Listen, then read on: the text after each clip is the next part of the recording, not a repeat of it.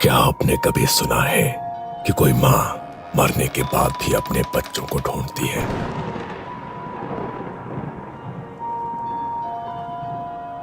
एक गांव है बेलपुर। दिन में बिल्कुल आम, पर रात होते ही यहां की हवा भी सांस लेना भूल जाती है। लोग कहते हैं कि रात में उन्हें पीपल के नीचे एक औरत बैठी दिखाई देती है, गोद में बच्चा, पर होठों पर एक ही सवाल, मेरा बच्चा कहाँ है? बेलपुर एक छोटा सा गांव। इसी गांव के आखिरी छोर पर था रघुवीर का घर। बाहर से देखने पर साधारण, पर अंदर एक औरत रोज जिंदा दफन होती थी। उसका नाम था अंजलि। अंजलि की शादी को 8 साल हो चुके थे। शादी के पहले हफ्ते से ही उसे समझ आ गया था कि ये घर उसे बहू नहीं, एक गुलाम समझता है। तेरे बाप ने क्या दिया था? 2 बर्तन और एक पुरानी अलमारी? अंजलि चुप रहती है। शायद कल सब ठीक हो जाएगा। लेकिन हर कल पहले से बदतर हो गया। शादी में जितना खर्च किया उतना तो आज तक वसूल भी नहीं हुआ है। साल बीतते गए, घर में कोई किलकारी नहीं गूंजी। पहले फुसफुसाहटें थी, फिर ताने बने, और फिर ये ताने अंजलि की पहचान बन गए। सुबह का वक्त था। अंजलि चूल्हे पर रोटी सेक रही थी। उसके हाथ कांप रहे थे। सास ने पड़ोसन से बात करते हुए जानबूझकर ऊंची आवाज में कहा, आजकल की लड़कियां न जाने क्या खाकर आती है मायके से। शादी के इतने साल हो गए, एक औलाद नहीं दे सकी। अंजलि ने पीछे मुड़कर कुछ कहना चाहा, लेकिन शब्द गले में अटक गए। रघुवीर हंसते हुए बोला, अरे माँ छोड़ो ना, किस्मत ही फूटी है इसकी। मेरे दोस्त के घर देखो, शादी के 2 सालों में 2 बच्चे। अंजलि ने चुपचाप रोटी पलटी। उसकी आंखों में आंसू थे, पर आवाज नहीं। एक दिन अंजलि के मायके से उसके माता पिता आए थे। माँ ने बेटी को देखते ही समझ लिया कि कुछ बहुत गलत है। अंजलि खाना परोस रही थी। बहू, थोड़ा तेज चलो। वैसे भी तुमसे क्या उम्मीद रखे? ना घर बढ़ाया ना वंश, कम से कम खाना तो गरम खिलाओ। रघुवीर अपनी मुंडी नीचे करके हंस रहा था। अंजलि की माँ रेखा ने बीच में कहा, बहन जी, डॉक्टर को दिखाया क्या? ससुर भैरव सिंह ने हंसकर जवाब दिया, दिखाया था। डॉक्टर ने साफ कहा कि दिक्कत जो है लड़कियों में है। ये झूठ था। कोई डॉक्टर नहीं, कोई जांच नहीं, बस इल्जाम। अंजलि का सिर झुक गया। उसके पिता कुछ बोलना चाहते थे, लेकिन बेटी की आंखों में डर देखकर चुप रह गए। धीरे धीरे ये बातें घर की 4 दीवारों से बाहर निकल गई। कुएं पर पानी भरती औरतें उसे देखकर कहती, वही अंजलि है ना? हाँ, इसकी सास कहती है ये बांझ है, इसके पति की दूसरी शादी होनी चाहिए। अंजलि जहां जाती उसे अपनी पीठ पर लोगों की उंगलियां चुभती महसूस होती। एक रात अंजलि अकेली बैठी थी, हाथ पेट पर रखे हुए। उसे सारी बातें याद आ रही थी। बांझ है, ये वंश मिटाने आई है। ऐसी औरत को तो घर में रखना भी पाप है। अगर मैं माँ बन पाई तो क्या सब बदल जाएगा?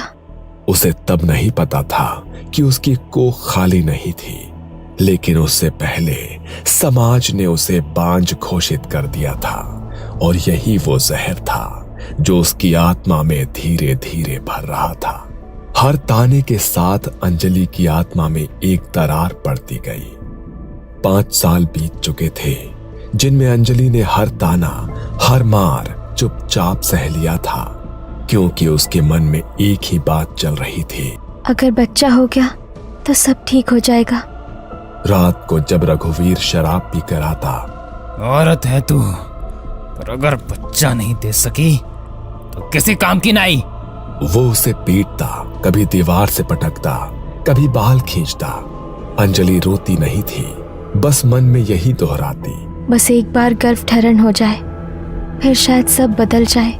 लेकिन रघुवीर की शराब, उसकी मार और अंजलि का टूटता शरीर, इन सब के बीच गर्भ ठहरना आसान नहीं था।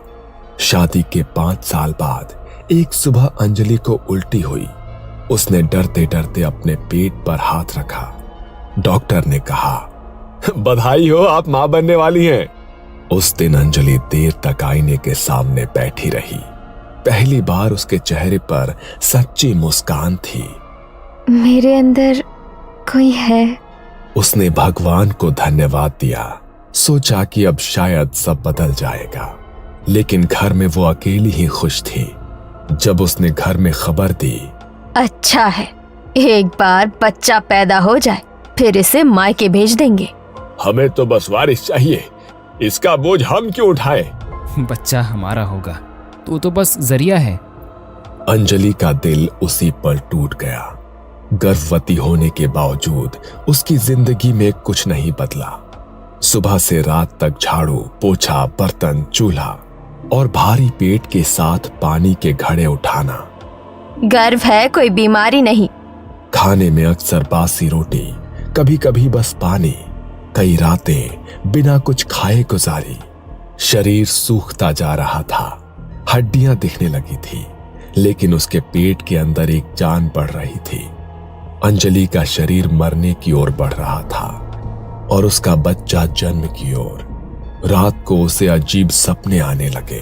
कभी वो खून से लथपथ होती, कभी कोई उसकी कोख से बच्चा खींच रहा होता।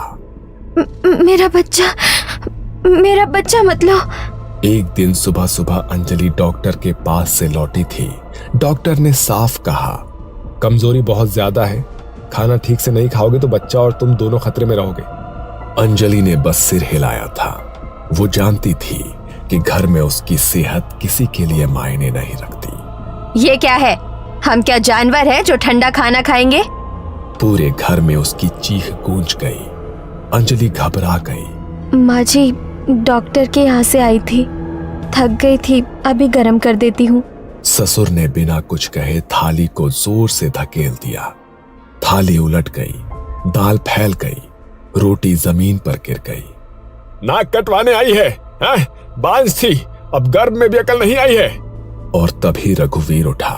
उसकी आंखें लाल थी, मुंह से शराब की बदबू। जानबूझकर करती है ये सब, हमसे बदला ले रही है। पहला थप्पड़ पड़ा, अंजलि लड़खड़ा गई। दूसरा थप्पड़, फिर लात। कोई बचाने नहीं आया। अंजलि चिल्लाई, माँ जी, बाबूजी, मुझे बचाओ। लेकिन शांताबाई और ससुर चुपचाप बैठे देखते रहे। रघुवीर रुक नहीं रहा था। घूंसे, लात, दीवार से टकराता शरीर। अंजलि जमीन पर गिर पड़ी। उसने दोनों हाथ अपने पेट पर रख लिए। मेरे पेट में बच्चा है, उसके लिए तो रुक जाओ। लेकिन चीखते चीखते अचानक अंजलि शांत हो गई। उसकी जान चली गई थी। पूरे कमरे में सन्नाटा। सिर्फ एक बात, अच्छा हुआ झंझट खत्म, लेकिन इसे ऐसे ही नहीं छोड़ सकते। अगर किसी को पता चल गया तो पूरा गांव सिर पर चढ़ जाएगा। पुलिस, पंचायत और फिर बदनामी अलग। शांताबाई ने अंजलि की लाश को घूरते हुए देखा। उसकी आंखों में न डर था न पछतावा। कोई संस्कार वंस्कार नहीं होगा। चिता जलेगी तो पूरे गांव को बताना पड़ेगा, झूठी चिंता दिखानी पड़ेगी। थोड़ा रुक कर वो बुदबुदाई, कल मोही बच्चा लेकर चली गई। रघुवीर चुप था। शराब का नशा अब उतर चुका था। उठा इसे और पीछे खेत में गाड़ दे, सुबह तक कोई निशान नहीं रहना चाहिए। रघुवीर ने अंजलि के शरीर को उठाया। उसके हाथ अब भी पेट को पकड़े हुए थे, जैसे वो मरने के बाद भी अपने बच्चे को बचा रही हो। रघुवीर का हाथ एक पल को कांपा, लेकिन वो रुका नहीं। उसने अंजलि को उठाया और पीछे के दरवाजे से बाहर निकला। खेत में अंधेरा था। रघुवीर ने एक गड्ढा खोदा और अंजलि को उसी कपड़े में गाड़ दिया गया जिसमें वो मरी थी। न कोई मंत्र, न कोई अग्नि, न कोई अंतिम शब्द। ऊपर खेत, नीचे एक मां और उसके गर्भ में अधूरी जिंदगी। रघुवीर वापस आया, हाथ धोए। तीनों ने चुपचाप खाना खाया। तीनों अपने अपने कमरों में सोने चले गए, जैसे कि कुछ हुआ ही ना हो। जैसे घर में कभी अंजलि थी ही नहीं। 3 दिन बीत गए थे। घर में अंजलि का नाम कोई नहीं लेता था। खेत के पीछे की मिट्टी अब बैठ चुकी थी। पर तीसरी रात, आधी रात के करीब शांताबाई की नींद टूटी। कानों में छोटे बच्चे की आवाज गूंज रही थी। ये किसकी आवाज है? कहीं बच्चा रो रहा है? कौन सा बच्चा? सो जा। लेकिन आवाज रुकने का नाम नहीं ले रही थी। धीरे धीरे वो आवाज पूरे घर में फैल गई। अगली सुबह गांव के चौराहे पर लोग इकट्ठा थे। कल रात मैंने देखा पीपल के नीचे एक औरत बैठी थी और वो रो रही थी। अब मैंने भी सुना किसी के रोने की आवाज आ रही थी। मैंने भी देखा, लेकिन चेहरा साफ नहीं दिखा, पर गोद में कुछ था। गांव में बात फैल चुकी थी कि रात में कोई औरत दिखाई देती है। रघुवीर के घर में अब रातें सबसे डरावनी हो चुकी थी। कभी किसी के जोर से चिल्लाने की आवाज आती, कभी ऐसा लगता जैसे कोई असहनीय दर्द से कराह रहा हो। माँ, आपने सुना? हाँ, हर रात। एक रात भैरव सिंह को आंगन में अंजलि बैठी दिखी। गोद में एक बच्चा, वो उसे झुला रही थी। अंजलि। पलक झपकते ही वहां कोई नहीं था। हर रात उन तीनों के लिए एक सजा बन गई थी। डर के मारे तीनों एक ही कमरे में सो रहे थे। एक रात सभी सो रहे थे, दरवाजा बंद था।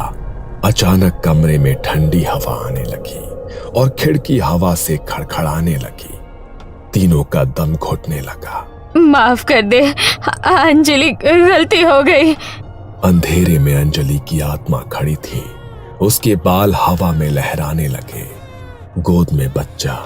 मेरा बच्चा कहाँ है? तीनों का दम घुटने लगा। वो चीख भी नहीं पाए। सुबह तीनों की लाशें मिली।